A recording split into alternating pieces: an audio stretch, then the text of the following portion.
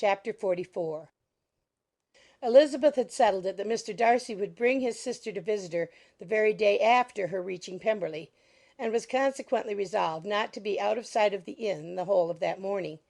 But her conclusion was false, for on the very morning after their arrival at Lambton these visitors came.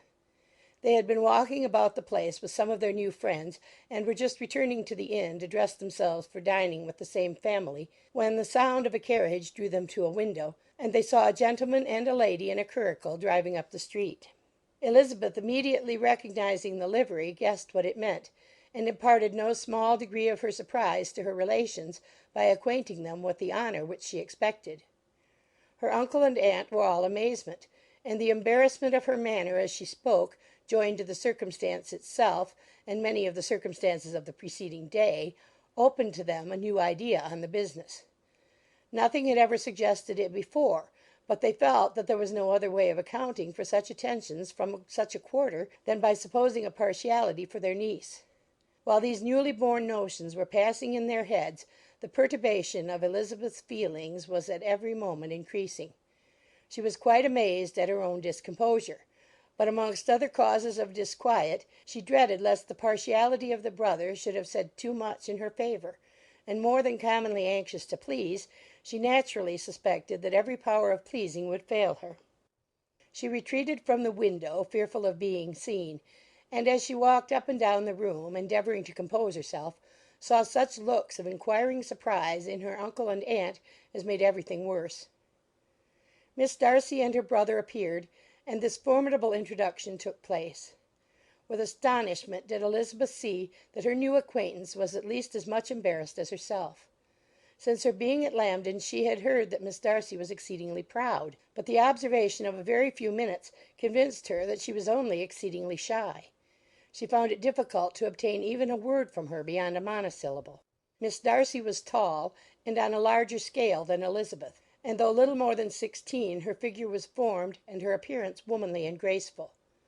She was less handsome than her brother, but there was sense and good humour in her face, and her manners were perfectly unassuming and gentle. Elizabeth, who had expected to find in her as acute and unembarrassed an observer as ever Mr. Darcy had been, was much relieved by discerning such different feelings. They had not long been together before Mr. Darcy told her that Bingley was also coming to wait on her, and she had barely time to express her satisfaction and prepare for such a visitor, when Bingley's quick step was heard on the stairs, and in a moment he entered the room. All Elizabeth's anger against him had been long done away, but had she still felt any, it could hardly have stood its ground against the unaffected cordiality with which he expressed himself on seeing her again. He inquired in a friendly though general way after her family, and looked and spoke with the same good-humoured ease that he had ever done. To Mr. and Mrs. Gardiner he was scarcely a less interesting personage than to herself. They had long wished to see him. The whole party before them, indeed, excited a lively attention. The suspicions which had just arisen of Mr. Darcy and their niece directed their observation towards each with an earnest though guarded inquiry, and they soon drew from those inquiries the full conviction that one of them at least knew what it was to love. Of the lady's sensations they remained a little in doubt, but that the gentleman was overflowing with admiration was evident enough. Elizabeth on her side had much to do. She wanted to ascertain the feelings of each of her visitors. She wanted to compose her own, and to make herself agreeable to all; and in the latter object, where she feared most to fail, she was most sure of success, for those to whom she endeavoured to give pleasure were prepossessed in her favour. Bingley was ready, Georgiana was eager, and Darcy determined to be pleased. In seeing Bingley, her thoughts naturally flew to her sister, and oh, how ardently did she long to know whether any of his were directed in a like manner. Sometimes she could fancy that he talked less than on former occasions, and once or twice pleased herself with the notion that, as he looked at her, he was trying to trace a resemblance. But though this might be imaginary, she could not be deceived as to his behaviour to Miss Darcy, who had been set up as a rival to Jane. No look appeared on either side that spoke particular regard. Nothing occurred between them that could justify the hopes of his sister. On this point she was soon satisfied, and 2 or 3 little circumstances occurred ere they parted, which, in her anxious interpretation, denoted a recollection of Jane not untinctured by tenderness, and a wish of saying more that might lead to the mention of her had he dared. He observed to her, at a moment when the others were talking together, and in a tone which had something of real regret, that it was a very long time since he had had the pleasure of seeing her. And before she could reply, he added, It is above 8 months. We have not met since the 26th of November, when we were all dancing together at Netherfield. Elizabeth was pleased to find his memory so exact, and he afterwards took occasion to ask her, when unattended to by any of the rest, whether all her sisters were at Longbourn. There was not much in the question, nor in the preceding remark, but there was a look and a manner which gave them meaning. It was not often that she could turn her eyes on Mr. Darcy himself, but whenever she did catch a glimpse, she saw an expression of general complacence, and in all that he said she heard an accent so removed from hauteur or disdain of his companions as convinced her that the improvement of manners which she had yesterday witnessed, however temporary its existence might prove, had at least outlived one day. When she saw him thus seeking the acquaintance and courting the good opinion of people with whom any intercourse a few months ago would have been a disgrace, when she saw him thus civil, not only to herself, but to the very relations whom he had so openly disdained, and recollected their last lively scene in Hunsford Parsonage, the difference, the change, was so great, and struck so forcibly on her mind, that she could hardly restrain her astonishment from being visible. Never, even in the company of his dear friends at Netherfield, or his dignified relations at Rosings, had she seen him so desirous to please, so free from self-consequence or unbending reserve, as now, when no importance could result from the success of his endeavours, and when even the acquaintance of those to whom his attentions were addressed would draw down the ridicule and censure of the ladies both of Netherfield and Rosings. Their visitors stayed with them above half an hour, and when they arose to depart, Mr. Darcy called on his sister to join him in expressing their wish of seeing Mr. and Mrs. Gardiner and Miss Bennet to dinner at Pemberley before they left the country.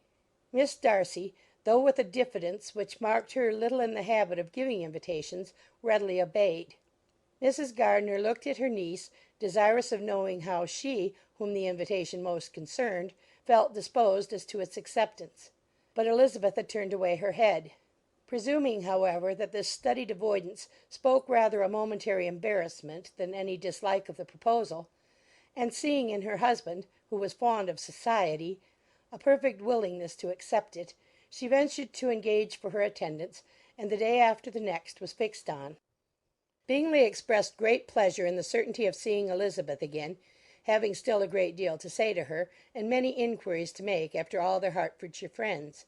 Elizabeth, construing all this into a wish of hearing her speak of her sister, was pleased, and on this account, as well as some others, found herself, when their visitors left them, capable of considering the last half hour with some satisfaction, though while it was passing the enjoyment of it had been little. Eager to be alone, and fearful of inquiries or hints from her uncle and aunt, she stayed with them only long enough to hear their favourable opinion of Bingley, and then hurried away to dress. But she had no reason to fear Mr. and Mrs. Gardiner's curiosity. It was not their wish to force her communication. It was evident that she was much better acquainted with Mr. Darcy than they had before any idea of. It was evident that he was very much in love with her. They saw much to interest, but nothing to justify inquiry. Of Mr. Darcy it was now a matter of anxiety to think well, and as far as their acquaintance reached there was no fault to find. They could not be untouched by his politeness, and had they drawn his character from their own feelings and his servant's report, without any reference to any other account, the circle in Hertfordshire to which he was known would not have recognized it for Mr. Darcy. There was now an interest, however, in believing the housekeeper, and they soon became sensible that the authority of a servant who had known him since he was 4 years old, and whose own manners indicated respectability, was not to be hastily rejected. Neither had anything occurred in the intelligence of their Lambden friends that could materially lessen its weight. They had nothing to accuse him of but pride. Pride he probably had, and if not, it would certainly be imputed by the inhabitants of a small market town where the family did not visit. It was acknowledged, however, that he was a liberal man, and did much good among the poor. With respect to Wickham, the travellers soon found that he was not held there in much estimation, For though the chief of his concerns with the son of his patron were imperfectly understood, it was yet a well-known fact that on his quitting Derbyshire he had left many debts behind him which Mr. Darcy afterwards discharged. As for Elizabeth, her thoughts were at Pemberley this evening more than the last. And the evening, though as it passed it seemed long, was not long enough to determine her feelings towards one in that mansion, and she lay awake 2 whole hours endeavouring to make them out. She certainly did not hate him. No, hatred had vanished long ago, and she had almost as long been ashamed of ever feeling a dislike against him that could be so called. The respect created by the conviction of his valuable qualities, though at first unwillingly admitted, had for some time ceased to be repugnant to her feeling, and it was now heightened into somewhat of a friendlier nature by the testimony so highly in his favour, and bringing forward his disposition in so amiable a light, which yesterday had produced. But above all, above respect and esteem, there was a motive within her of goodwill which could not be overlooked.